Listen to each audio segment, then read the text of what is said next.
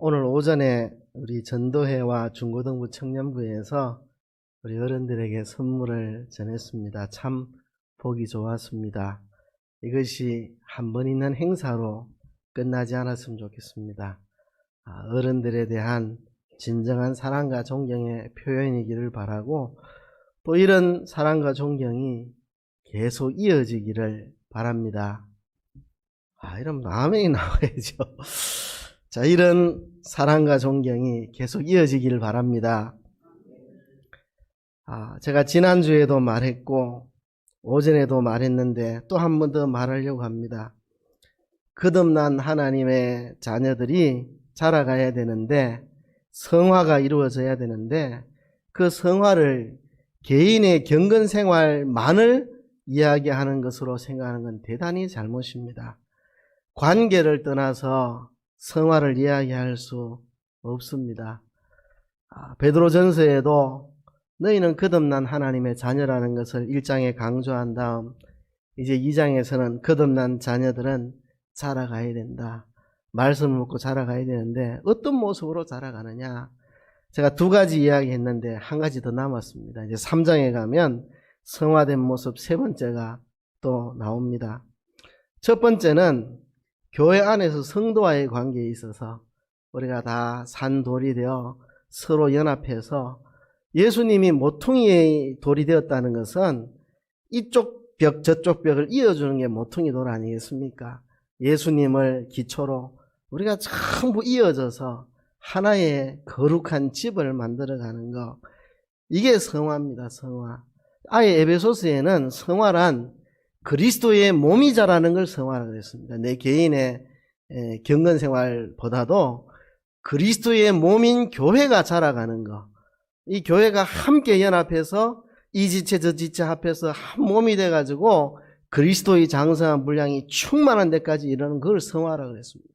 그러니까 그리스도의 장성한 분량이 충만한 데까지 내 개인이 이른다는 말이 아니고, 지체들이 연합해서 그리스도의 몸이 그리스도의 장성한 분량에 충만한 데까지 자란다는 이야기거든요.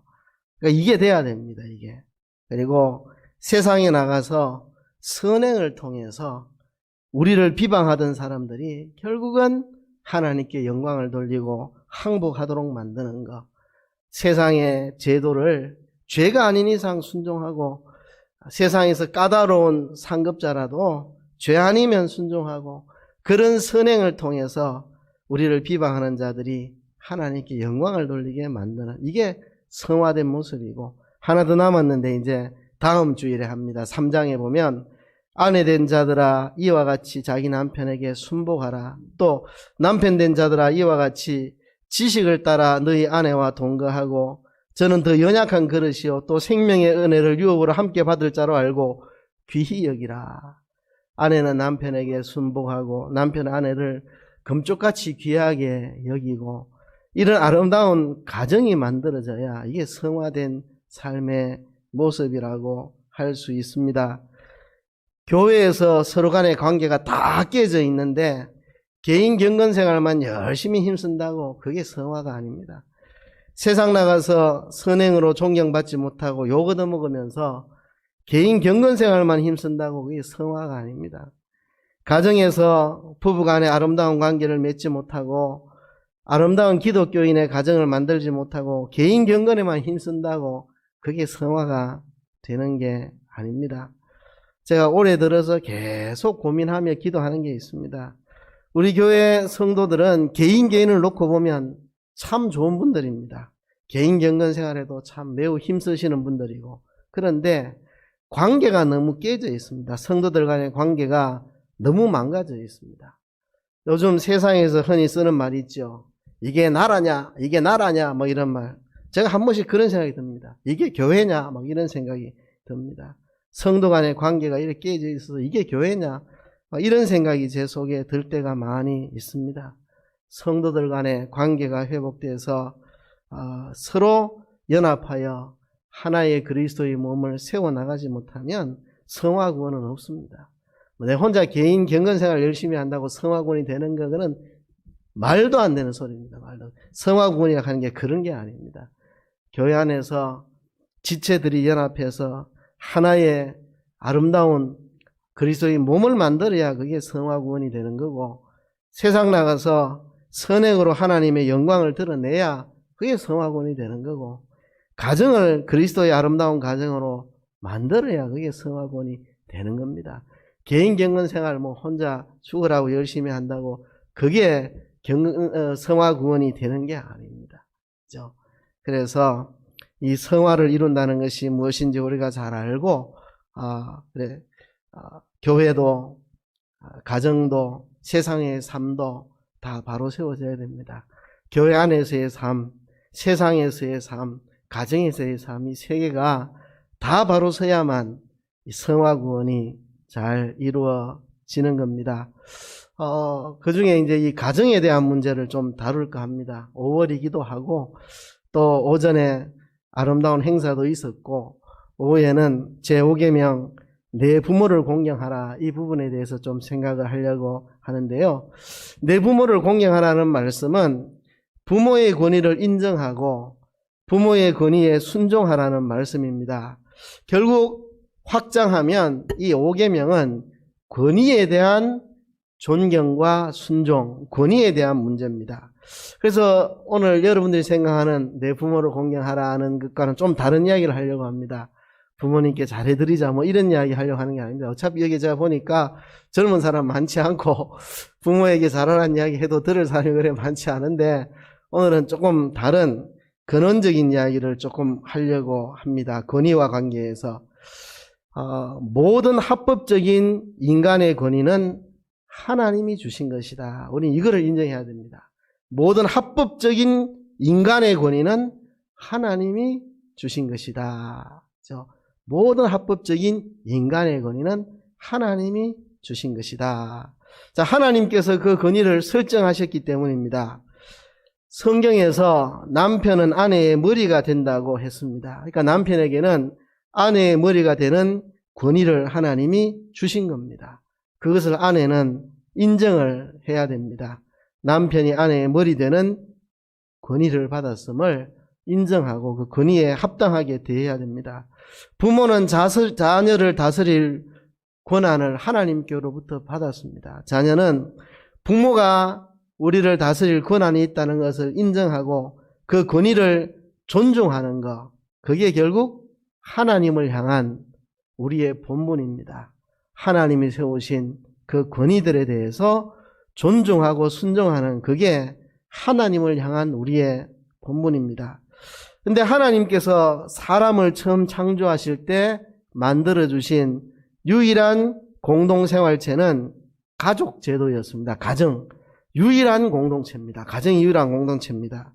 그런데 인류가 타락한 후에 하나님이 다른 두 개의 제도를 주셨습니다. 그게 바로 교회와 국가입니다.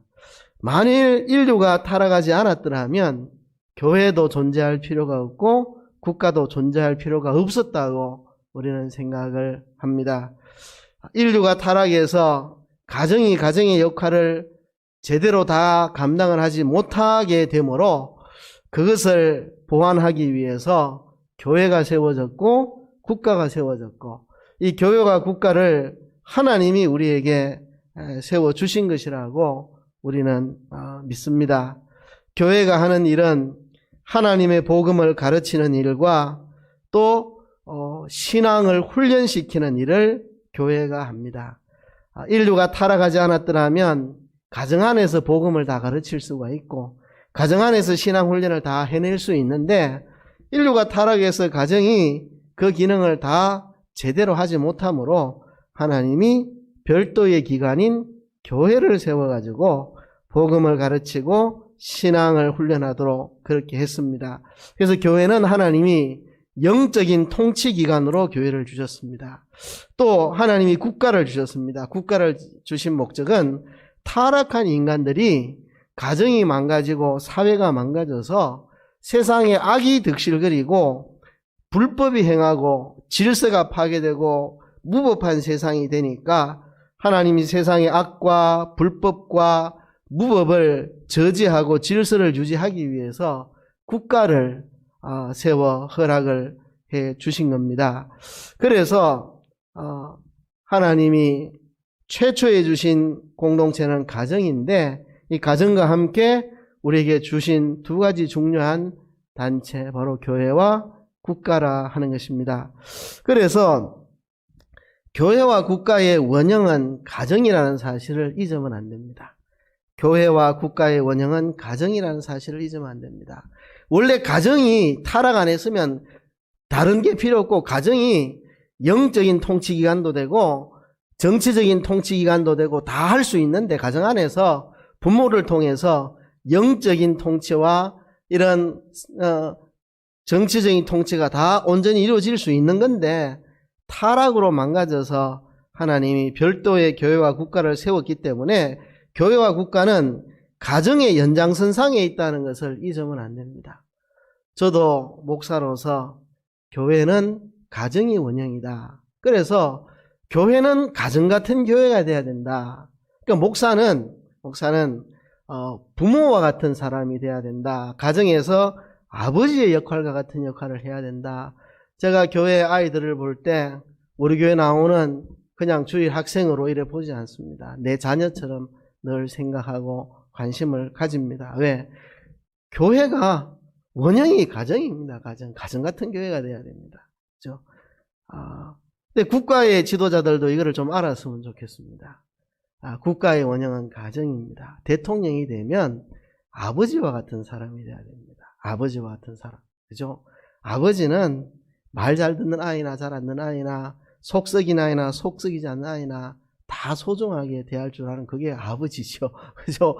말 잘 듣는 아이는 도와주고 말 안 듣는 아이는 내쫓고, 그게 아버지는 아니죠. 그죠? 그래서 이 교회가 국가의 원형이 가정이라는 사실을 잊어버리면 교회가 교회 역할을 제대로 못하고 국가가 국가 역할을 제대로 못합니다. 국가는 기업체하고 다릅니다.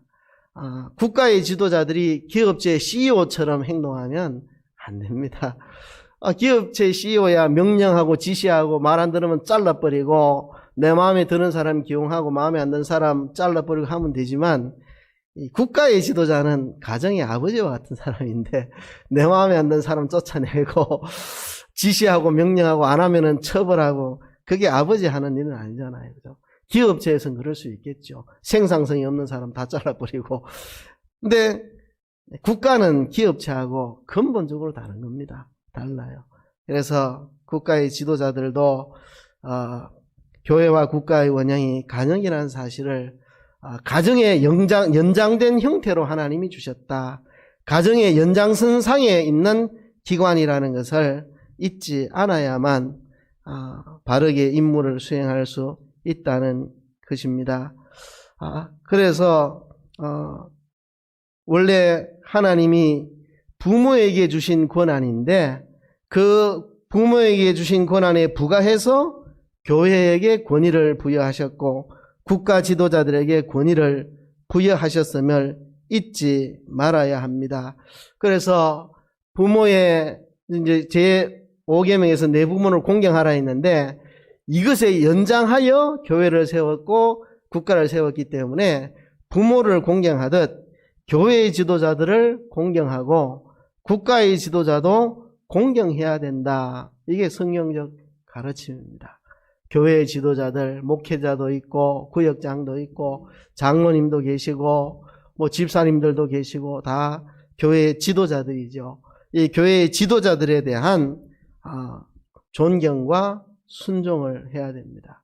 마찬가지로 국가의 지도자에 대해서도 존경과 순종을 해야 합니다. 내 부모를 공경하라. 원래는 가정 안에서만 이게 있는 건데 타락으로 이 가정의 역할이 연장되어 교회와 국가라는 단체가 생겼으니까 이 교회와 국가의 원형은 가정이고 부모에게 주신 권위를 연장해서 교회에게 주었고 연장해서 국가에게 줬으니까 우리가 교회의 지도자들과 국가의 지도자들에 대해서도 존경과 순종의 의무를 지니게 된다.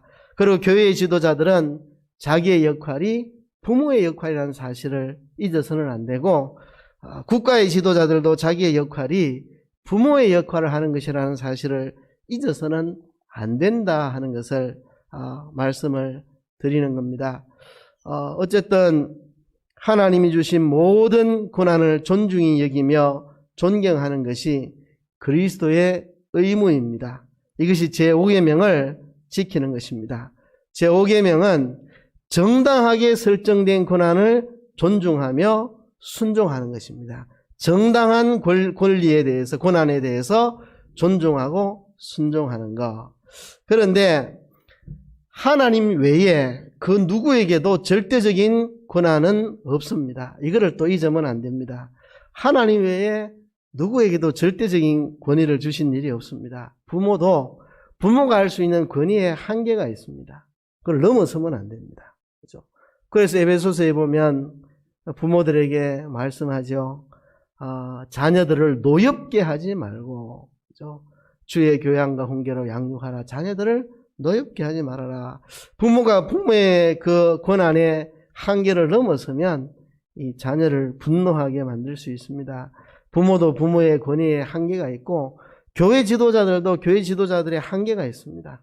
그리고 국가 지도자들도 마찬가지입니다. 무소불위의 권력을 행하면 안 됩니다. 왜냐하면 하나님이 각각에게 권한의 제한을 두셨기 때문에 그 부모와 교회 지도자들과 국가 지도자들이 자기의 분수와 한계를 넘어서서 권한을 행사하면 안 된다는 사실을 항상 명심해야 됩니다. 저도 담임 목사의 권한이 여기까지다 하면 그거를 넘어서지 않으려고 제 자신도 많이 노력을 합니다. 아이들을 지도할 때 우리 가정에서도 자녀들에게 내게 주어진 범위 안에서 내가 하지 그 범위를 넘어서지 않으려고 조심합니다. 국가가 개인 가정에 대해서 함부로 간섭할 수 없습니다. 국가가 자녀 교육을 함부로 강제할 수가 없습니다. 근데 지금 그런 일들이 벌어지고 있는 중입니다. 부모가 자녀를 신앙으로 양육하려고 하는데 국가가 가로막아서 종교의 자유가 있으니까 자녀 신앙교육 하지 마라. 이런 운동들이 조금씩 일어나고 있습니다. 그런 케이스가 지금 몇 건 있습니다. 그래서 뜻 있는 분들이 거기에 대해서 항의를 하고 저항을 하고 있습니다. 왜 부모가 자녀에게 신앙교육을 못 시키느냐. 이래서 이 국가 권력에 대해서 저항하고 있는 중입니다. 몇몇 뜻 있는 분들이 국가가 개입해서 부모가 자녀를 신앙으로 키우지 못하게 가로막는 일들이 몇 건 있어가지고 그렇습니다. 이건 국가의 권한을 침해하는 것입니다. 그죠? 가정에 부모가 자녀를 신앙으로 양육할 책임과 의무가 있는데 에베소서에 분명히 말씀하시기를 자녀를 주의 교양과 훈계로 양육하라 했는데 그 명령을 순종하는 게 부모의 책임인데 국가가 개입해가지고 그거 못하게 가로막는 그런 일들, 국가의 권한 남용이죠. 뿐만 아니라 교회가 국가의 권한을 침해하는 경우가 있습니다. 근래에 그런 일들이 많이 일어났습니다. 교회 지도자들 중에 교회가 해야 될 권한을 넘어서서 국가의 권한을 침해하고 간섭하고 저항하는 일들이 있었습니다. 저는 바람직하지 않다고 봅니다. 또 역시 국가도 교회에 대해서 권한을 남용하는 일들이 근래에 많이 벌어졌습니다. 세상에 이런 게 어디 있습니까? 예배 금지 행정명령, 전대미문의 이야기입니다. 대한민국 국가 역사에 예배 금지 행정명령 그런 게 세상에 어디 있습니까? 미국과 유럽은 우리나라보다 코로나가 훨씬 심한 지경에 있어서도 결코 그런 건 있을 수가 없다고. 어떻게 국가가 예배 금지 행정명령 이런 걸 내릴 수 있느냐? 전혀 그럴 수 없다. 이게 미국 사람들의 생각입니다. 그 자체가 위헌적인 발상이다. 이게 미국 사람들의 생각이라고 합니다. 근데 우리는 국가의 권한이 뭔지도 모르고 그냥 청망지축으로 예배 금지 행정명령 이런 소리 하고 교회 해산, 강제 해산, 구상권 청구 막 이런 흉악한 말들을 막 대했는데 국가의 권한이 무엇인지를 알지 못하는 것입니다. 그래서 근래에 국가가 부모의 권한을 침해하는 일도 생기고 교회가 국가의 권한을 침해하는 일도 생기고 또 국가가 교회의 권한을 침해하는 일도 생기고 이런 것에 대해서 우리가 심각하게 생각을 해야 합니다. 사도 베드로와 또 다른 사도들이 예루살렘에서 설교를 하는데 유대인 관원들이 설교 중지 명령을 내립니다. 그때 베드로가 말하기를 우리가 하나님을 순종하는 게 옳으냐 사람을 순종하는 게 옳으냐, 우리가 하나님께 순종하는 게 마땅하니라. 이렇게. 그렇죠. 이게 이제 국가 권력의 남용에 대해서 저항하는 거죠. 나는 설교 중지할 수 없다. 그건 공권력으로 이거를 강제할 수 있는 상황이 아니다 하는 거죠. 그래서 언제든지 부모든지 교회 지도자든지 국가의 통치자든지 자기가 무소불위의 권위를 가지고 있지 않다는 사실을 인정하고 자신의 권한의 한계를 알고 그 범위 안에서 자신의 권위를 이행을 해야 합니다. 그런데 부모든지 종교 지도자든지 국가 지도자든지 그 범위를 침범할 때에 그리스도인들은 저항을 할 수 있습니다. 저항을 할 수 있습니다. 옛날 기독교 역사에 보면 스코틀랜드에서 언약도들이 왕이 교회에 종교적인 타협을 강요할 때 종교적 타협을 하지 않기 위해서 무령으로 저항했던 그런 역사가 있고, 종교개혁가 마틴 루터도 로마 교황의 강제적인 압제에 대해서 대항을 했었습니다. 그래서 그 권위를 넘어서는 통제에 대해서 합법적으로 저항할 수가 있습니다. 모든 권세는 하나님이 정하셨고 정하신 범위 안에서만 그 권위를 써야 하고, 또 하나님이 정하신 범위 안에서 권위가 행해질 때는 우리가 존중하고 순종을 해야 됩니다. 국가가 자기 한계 안에서 우리에게 무엇을 명할 때 우리는 존경하고 순종해야 됩니다. 하나님이 정하신 그 테두리 안에서 할 때, 또 교회에서도 마찬가지입니다. 교회 지도자들이 하나님이 정하신 테두리 안에서 지도하는 것을 따라야 합니다. 그것을 넘어설 때는 물론 저항할 수가 있습니다. 그런데 그것을 넘어선다고 하는 것이 뭔지를 우리가 알아야 됩니다. 직접 성경에 반대될 때에 우리는 저항을 하는 것이지 내 정치적 성향하고 다르다고 저항하는 건 아닙니다. 그럼 자식들이 부모는 내하고 생각이 달라요. 나는 말 안 들어요. 이제 존경 안 하고 순종 안 해요. 내하고 좀 취향이 달라요. 이러면 이제 가정 콩가루 되는 거죠. 그죠? 부모가 하나님이 정한 한계를 넘어서 성경이 하지 말라고 한 걸 하게 만들고 신앙을 꺾으려고 그러고 우리의 신앙 양심을 강제할 때, 그럴 때 부모에게 저항하는 거지. 나는 기독교 신앙을 못 버립니다. 두드려 패도 나는 기독교 신앙 못 버립니다. 부모님 죄송합니다. 나는 어쩔 수 없습니다. 이렇게 성경에 명시적으로 위반되는 것이 있을 때 저항을 하라는 거지. 내 취향하고 다르고 부모 세대하고 내 세대하고 세대가 다르고 문화가 다르고 성향이 다르다고 저항하면 그거는 안 됩니다. 그죠?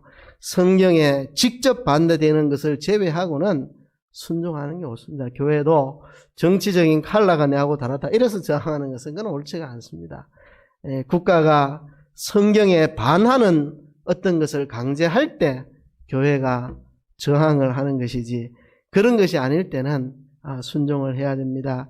비록 국가가 정한 법이 내하고 좀 안 맞고 내 마음에 안 들 수도 있고, 또 국가가 지은 짐이 좀 무겁기도 하고 힘들 수도 있고 그럴지라도 그것이 성경에 직접 위배되는 것이 아니라면 순종하라는 겁니다. 오늘 우리 오전에 베드로전서에도 인간에 세운 모든 제도를 순복하라 그랬죠. 인간에 세운 모든 제도. 그러니까 마음에 들든 안 들든 내가 유리하든 불리하든 이게 성경에 직접 위배되는 게 아니라면 모든 제도에 순종을 해주라고 가르치고 있는 것이죠. 그죠?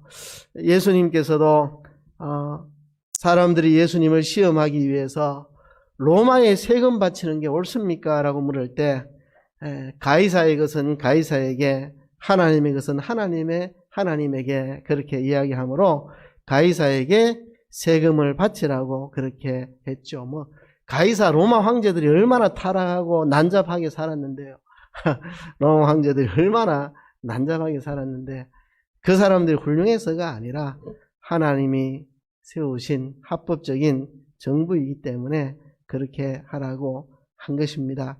아무튼 우리는 하나님이 주신 그 테두리 안에서만 권위를 쓸 수 있고 그거를 벗어날 때 저항할 수 있으나 그것이 명시적으로 성경에 반대되는 것일 때 저항하는 것이지 그냥 내하고 좀 다르다고 저항하는 그런 것은 아니라 그리고 저항할 때에도 가능한 모든 방법을 동원해서 합당한 존경과 경의를 계속 보여주어야 한다는 것입니다. 부모가 신앙에 반한 일을 시킬 때 저항할 수밖에 없지만 저항하면서도 부모에 대한 합당한 존경과 경외감을 내가 할 수 있는 모든 방법으로 표현을 하라는 겁니다. 안 되면 편지도 한번 써보고 안 되면 선물도 하나 사가지고 안 되면 무릎 꿇고 호소를 하고 어떻게든 내가 하나님의 범위를 넘어선 부모의 잘못된 그것으로 신앙의 침해가 있을 때 저항을 하지만 하면서도 합당한 존경과 경의를 가능한 방법으로 표현을 하라. 마찬가지입니다. 교회에도 신앙의 지도자들이 있는데 혹 신앙의 지도자가 그 권한을 넘어서는 침해를 할 때 저항할 수 있는데 가능한 방법으로 존경과 경의를 계속 표현하면서 저항해야 되고 국가에 대해서도 마찬가지입니다. 국가가 그 권한을 침해할 때 저항할 수 있지만 가능한 모든 방법으로 존경과 경외를 표현하면서 저항을 해야 이것이 5계명을 지키는 합당한 것이라 하는 것입니다. 이제 5계명에 대해서 마지막 한 가지만 더 이야기를 하려고 합니다. 5계명에는 약속이 주어져 있습니다. 그 약속이 뭐냐 하면 내 부모를 공경하라 그리하면 너의 하나님 나 여호와가 내게 준 땅에서 내 생명이 길리라 그랬습니다. 5계명을 잘 지키면 하나님이 주신 땅에서 너의 생명이 길게 될 것이다. 장수하게 될 것이다. 그렇게 약속을 했습니다. 자, 그러면 5계명을 잘 지킨 모든 사람은 오래 사는가?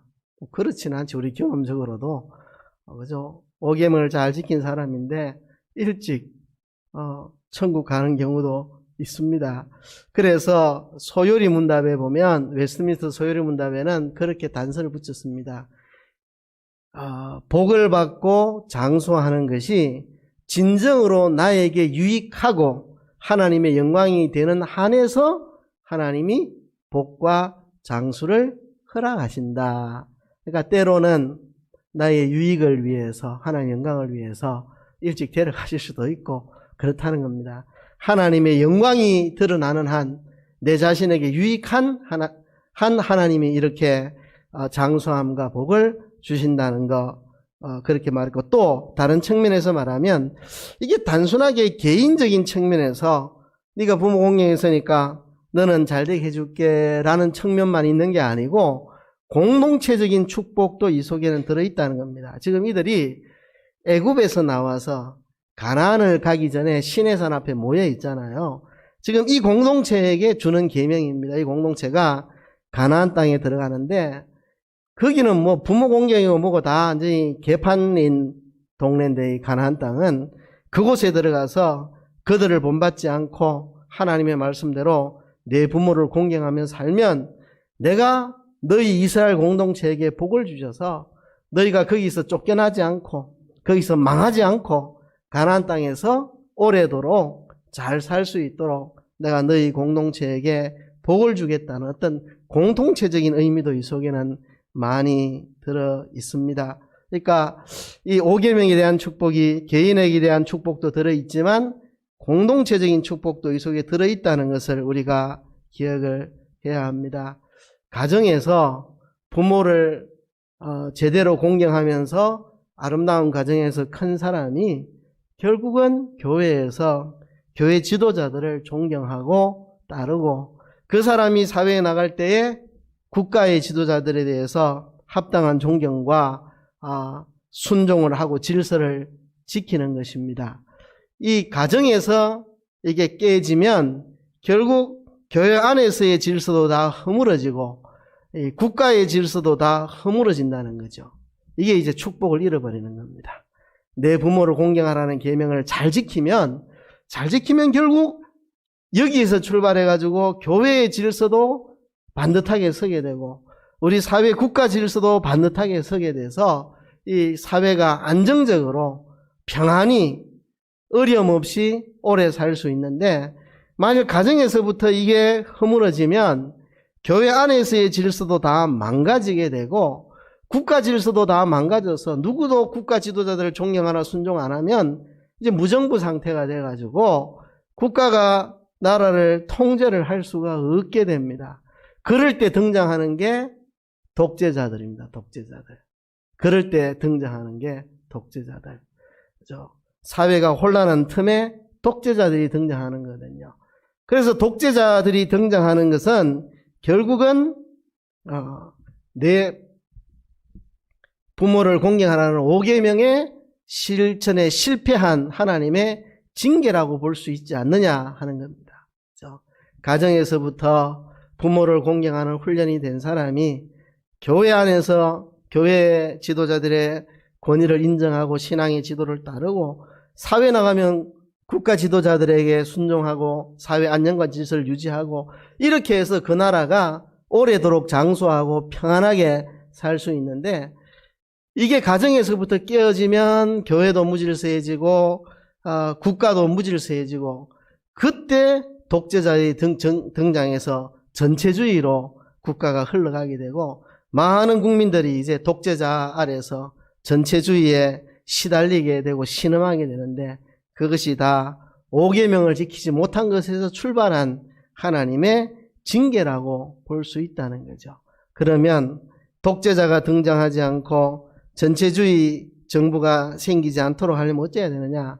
가정에서부터 5계명을 잘 지켜야 된다는 겁니다. 특별히 기독교 가정들이 성경이 명한 대로 5계명의 의미를 잘 알고 하나님이 세우신 권위에 대해서 합법적인 합당한 권위에 대해서 순종하고 존경하고 순종하는 법을 배워나가면 여기서 출발해가지고 교회의 질서도 서게 되고 국가의 질서도 서게 되고 우리나라가 평안하고 안전하게 오래오래 갈 수 있는 터전이 된다는 거죠. 그래서 희망은 기독교 가정에게 있습니다. 기독교 가정. 이 사회의 희망은 기독교 가정들입니다. 정말 성경적인 가정들이 이곳저곳에 많이 생겨서 5계명의 이상을 가정에서부터 배워 순종하는 그런 많은 기독교 가정들이 퍼져나가면 우리 사회가 건강한 사회가 되고 건강한 국가로 만들어져 갈 수 있다는 거죠. 그래서 결국은 모든 열쇠는 기독교 가정에게 있다. 기독교 가정이 부모를 공경하는 올바른 가정으로 세워져야 우리 사회 전반이 건강하고 국가가 바르게 서갈 수 있는 그런 게 될 수 있다. 그래서 여러분, 열쇠는 가정에 있습니다. 가정에서 5계명을 잘 지키는 아름다운 가정들을 우리가 만들어 가야 하겠습니다.